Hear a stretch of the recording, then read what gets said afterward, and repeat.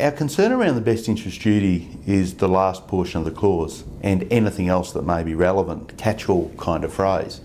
The challenge is, until we get some working examples, which will only be earnt the hard way through people losing FOS decisions, etc., it's hard to know exactly how far-reaching that all-encompassing last clause is. So that's where our issue is. We'd love to have more guidance and more clarity on what may or may not fall within other matters you should be considering.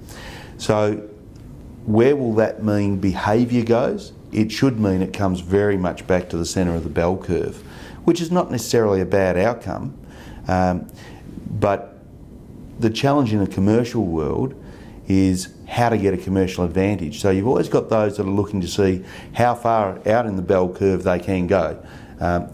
We'd be saying that right now you need to be closer to middle than closer to the outside until you see what the best interest duty is going to live like in terms of outcomes. So, for most advisors this shouldn't be an enormous concern, because most advisors have been operating their clients' best interest since they began. For those, though, that walk around the edges, they will certainly need to come back to middle.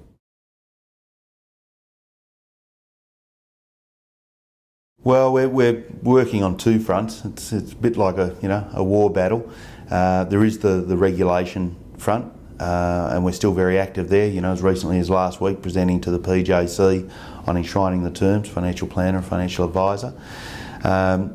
There's still issues around grandfathering. There's still issues of uncertainty around fee disclosure statements on exactly what needs to be in them or not, particularly where insurance is concerned. Some insurance earnings will need to be in them, it appears, but we'd love to have the clarity, so we're seeking that. There's best interest duty I touched on. There's also grey areas in a number of the other implementation aspects that we need certainty about. So the TASA around needing to be accredited to provide personal tax advice. I mean, we could be into the second week of June when Parliament sits finding out we've got something that needs to be implemented on the 1st of July this year. I mean, that's a pretty crazy time regime to put practical solutions in place, and this is where we're continuing to work with Treasury and with ASIC, and they're both being collaborative about this, on trying to make the regulations livable.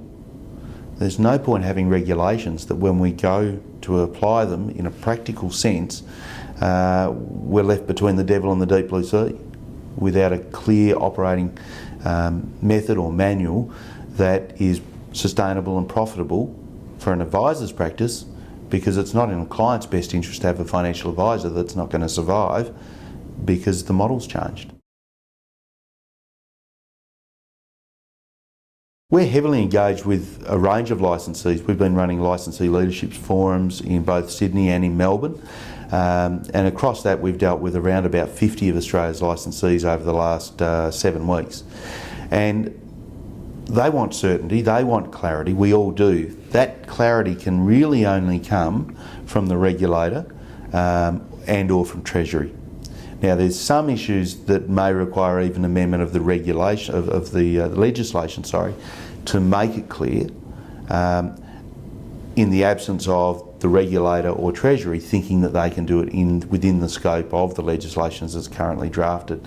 So there's a lot of work to be done here. The difficulty is a licensee that's being proactive and doing the right thing in trying to seek certainty might go and seek a legal opinion, but it may come back with a different opinion than another licensee that sought a legal opinion on the same issue. Legal opinions are just that. It's an interpretation, it's an opinion. What we're trying to get for advisors and licensees, and consumers for that matter, is clarity, because that's when everyone feels safe about pressing forward. We're on the record for a long time saying that the way FOFA is put together at the moment, it looks like there would be more and more pressure, financial pressure, come to bear on those mid-sized dealer groups. Now, some have unique business models and will come through relatively strongly. But the amount of cost going into FOFA adaptation of operating business models, communicating to advisors, in policing advisors on the change that will take place on 1 July, it is very hard for some of these licensees to do that within their existing business model. Extremely challenging. Now, will we see more rationalisation? We probably will. If FOFA wasn't around, would we see more rationalisation? We probably would. It's a competitive marketplace, but it's certainly a time where licensees are working harder than ever to make sure they're going to be sustainable, and we'd encourage them to keep doing that, but certainly the mid-tier looks under the most pressure. I like diversity. You know, I don't like settings that dictate the way a market will end up looking. So concentration of advice is potentially an issue when, you know, we're I guess publicly accused of having conflicts in these vertically integrated models. Now, I was an advisor in a vertically integrated model, and I can say, you know, hand on the Bible stuff, that it didn't affect the way I delivered my advice because I was part of one of the big bank channels. It didn't. I operated purely in my client's best interest every decision. But there is difficulties there in selling that message to the marketplace. It's very easy for those that are against that type of model to pitch to consumers that you're going to receive biased advice because of vertical integration. The more concentrated we become, the more it exacerbates vertical integration, most likely. So I would rather see a business model that lets there be self-licensed people, people in smaller and boutique licenses that have a unique proposition, and the safety of the big vertically integrated models is not a bad thing for the market either. But having all three levels of the market operating keeps a nice competitive pressure on, which is good for the consumer outcome, and that's what we need at the moment when only 2 in 10 people are getting advice. We've got a long list of things and projects that we're working on. We've got our message for this year, New Frontiers, the Age of Consumers. It's very much about helping the advice marketplace, I guess, recode its message. We do need to rebuild consumer trust in financial advice. It has copped a beating over all sorts of reasons. Obviously the GFC with falling superannuation balances doesn't help. Storms don't help. The ISN's marketing campaign about commissions and advisors being conflicted doesn't help.